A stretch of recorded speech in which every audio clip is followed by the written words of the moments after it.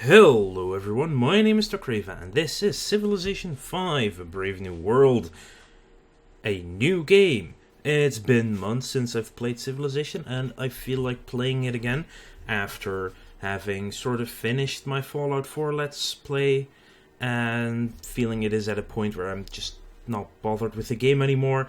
So I'm going to play some Civ instead while waiting for other games, other releases to happen again. And always go back up to Civ because I love Civ to death and it's my most played game on Steam.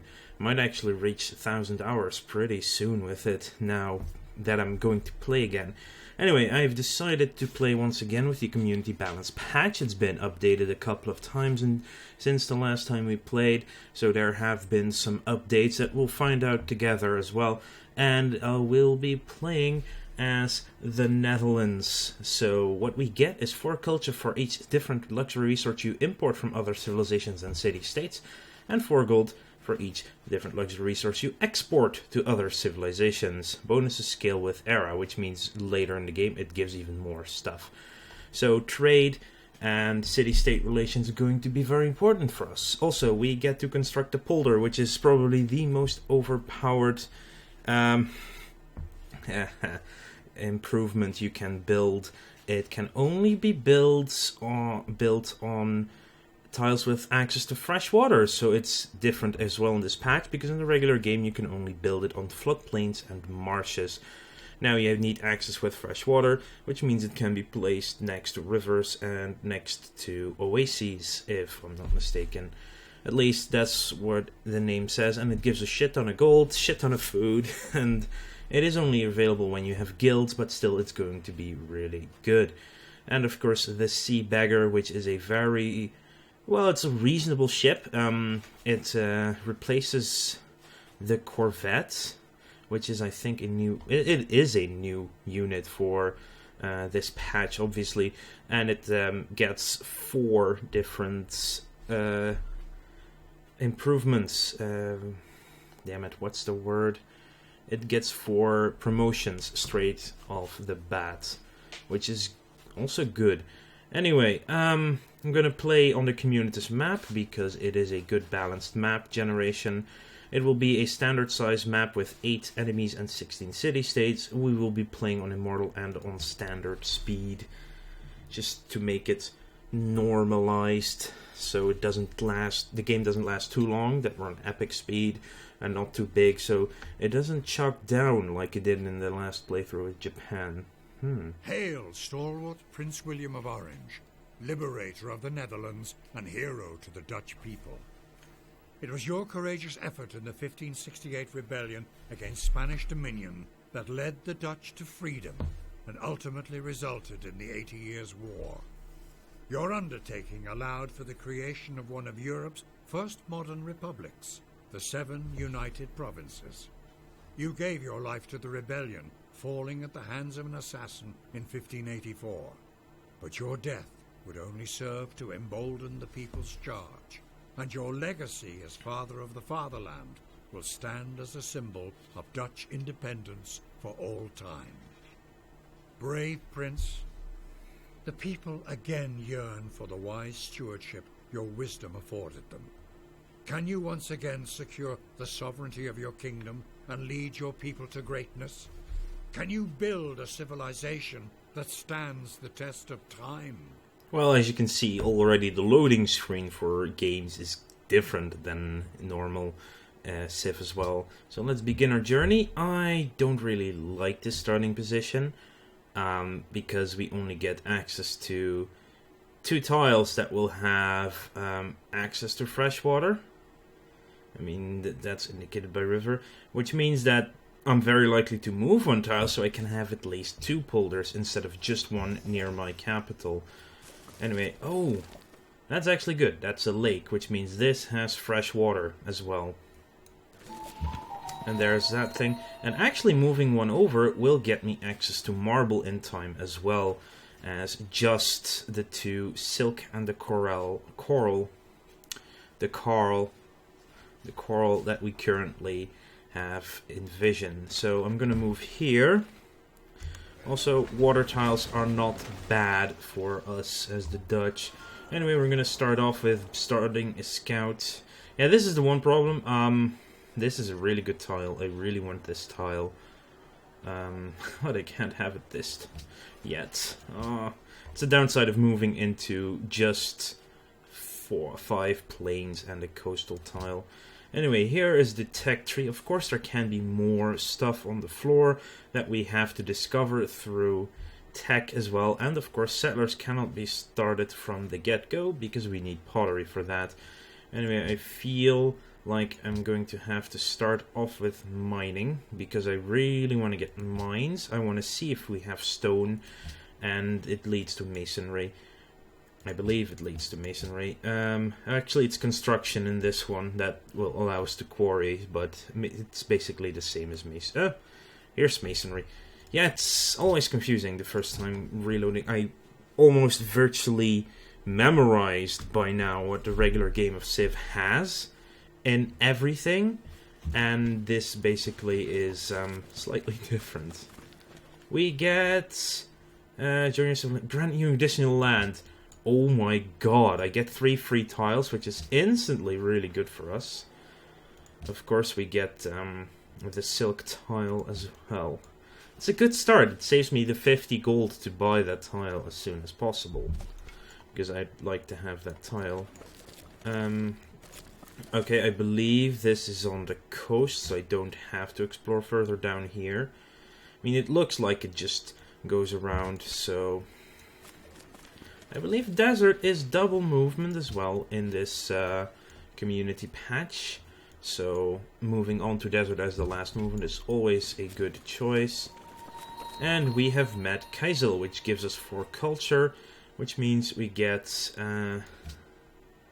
diplomatic missions. Yes, you need to send stuff to city-states to actually get stuff nowadays in this patch. And we've already met Greece. So we're going to have to be quite militaristic in our endeavors.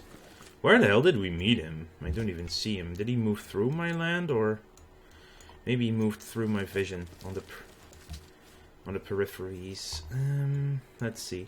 Oh yeah, there is a scout, so he probably moved into this tile or somewhere around this area. Or he saw me, but I didn't see him yet.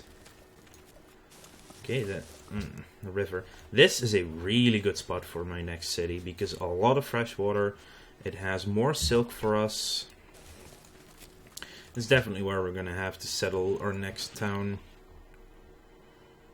Okay. He's, yeah, we're playing on Immortal, so the AI will, of course, do very well. Amsterdam grew, which means it's now getting us culture. Coral apparently gives us culture, which is good. Let's see, let's go this way. Wow, we will have almost a monopoly on silk, it seems. Let's spend some money on the monuments so we build it a lot faster. Just getting it out there quickly. I mean, we have the gold to support it, so why shouldn't we do that? Let's see, that's Lapis Lazuli. Ah, good, another ruin. I like finding ruins really much. Kaizel, neutral. The meek shall inherit the earth, but not its mineral rights. Good, we have mining. Do we have stone? And we have stone like right there and there and there, which makes this an even more insane city location. Free gold, 140 gold at this point in time is also very appealing. I would like to discover pottery so I can get that settler early on.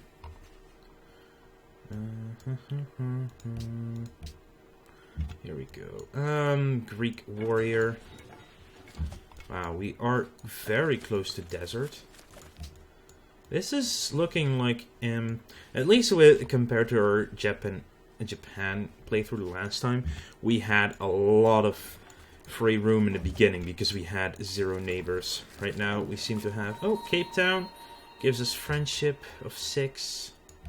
But Greece already met them before. But that's fine, that's fine. Can't have it all, right? Let's see. we may adopt a policy. Now we're gonna have to go into the bread and butter of the changes here. There's tradition, there's progress, there's authority. Greatly benefit warlike and expansionist civilizations. Adopting it will gives us a lot of boost versus barbarian and culture whenever we kill barbarians. Progress gives us bonus science when a citizen is born, and culture when we get tech. Tradition just straight up tech. Straight up culture and food in the capital and other things. Food, city. I really liked progress the last time around, but I feel like I have to try something else this time as well. +1 happiness for every 15 citizens in non-puppet cities. Production towards buildings, tile improvement, construction rate increased, and a free worker. And the movement for civilian units is also really good. You get special buildings with tradition, which makes your capital insanely good. Killing military unit generates science based on the strength of the defeated unit. All military melee units heal for 20 points after killing. Free settler pairs and stuff. I think I'm gonna go try authority this time. So we're gonna need to have an early military build up so we can start farming barbarians. Which means after pottery I want to get archery. Hello, we found Mount Fuji. I would like to have Mount Fuji. So we're going to have to discover where those things are. Now we can not yet build. I'm gonna get I could buy a worker right now, which is probably the best way to get fast production. Wait, why is it cheaper now to buy one? Interesting. Maybe it's because does it scale with production now? Oh my, that might be really good. You have got your thing, you get your vision promoted. There is Athens already in vision. And this is also a good reason to go authority, because I want to be strong to face off against Greece. Because Greece will be hard in many ways. There's our first barbarian encampment found. Okay, our worker is going to get started on a farm. It doesn't really matter on these tiles where I built the farm. Right, I need guilds to get my special thing, which is quite far up actually, isn't it? Where the hell is guilds? It's obviously redistributed, so I would have to... There it is, guilds. So we'd have to go all the way to the end of the medieval era before we even get to our polders. And before that, shouldn't there be food from... It doesn't actually say. Oh, mathematics increases the strike range of your cities, which is fine. I think after pottery, I am going to get trapping because I want archers. Here we're going to start the farm. Eventually we can change it to polder anyway. That's not the biggest deal here. Okay, if I now look at the city, it is simply cheaper to buy something right now. What the? Because we have production saved up, maybe. That might be the case. Let's see. Oh wow, hoplites already. Yeah, of course, the Greeks have that advantage. Gods of Purity. I do want to get something along those lines. Major defeat because we're attacking across a river. I'm gonna wait for that warrior to actually attack. Interesting choice. In that case, I'm moving my warrior there as well. Major defeat. Okay. I'm gonna still... Well, actually, I can move up and down just to check out the neighborhood. See, they're still attacking, and barbarians heal now if they're doing nothing. Ooh. I would like to steal the camp from underneath him, because that also gives us the kill on them. We've discovered pottery, which means we can start a settler. You cannot buy settlers. It takes 16 turns to build. If I click that away, it's... You do not have enough gold to buy this, which is kind of weird. I mean, I know I have no gold for these things, but...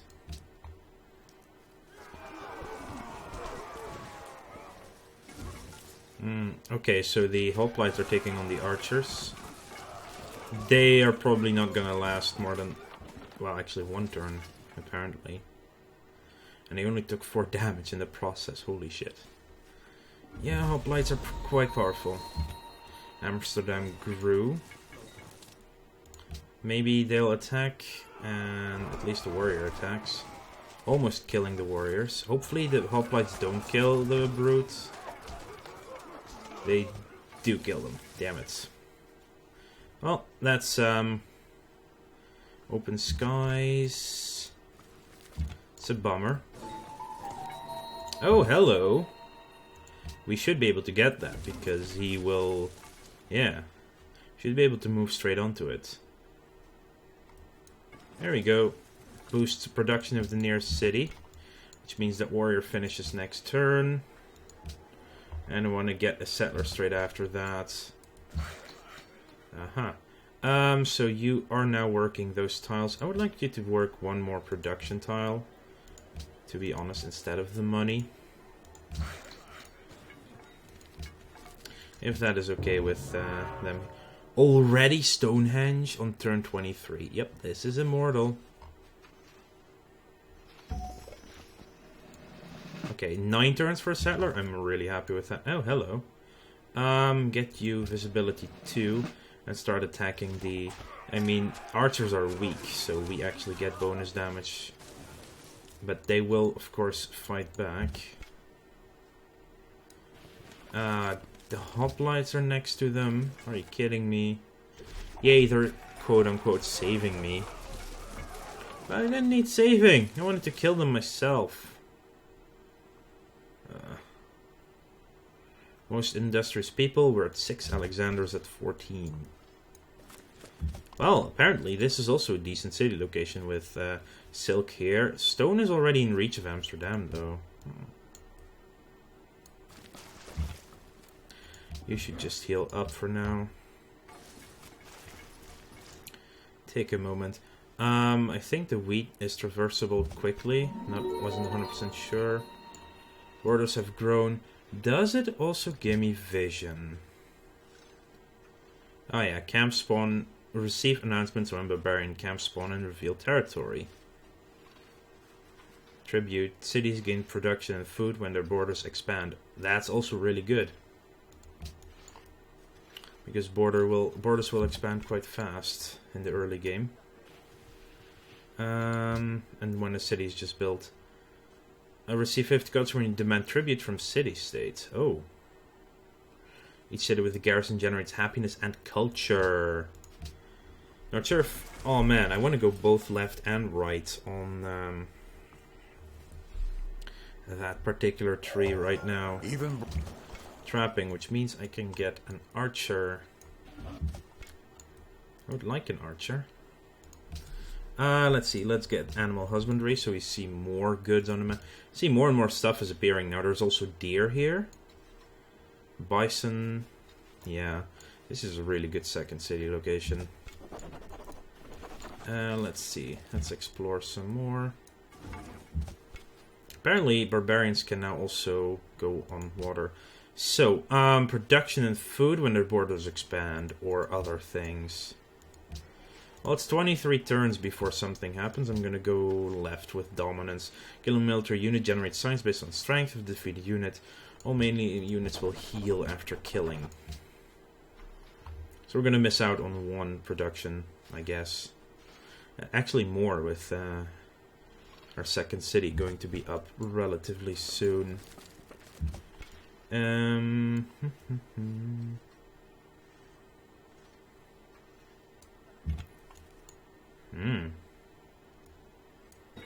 This guy. Oh, Wales there. Okay, so perhaps we're only with the Greeks here, which means an early war could decimate them. Regardless, I want to thank you all for watching. Make sure to like this video if you enjoyed it and subscribe to the channel if you want to keep up to date on the future. And I will see you guys later.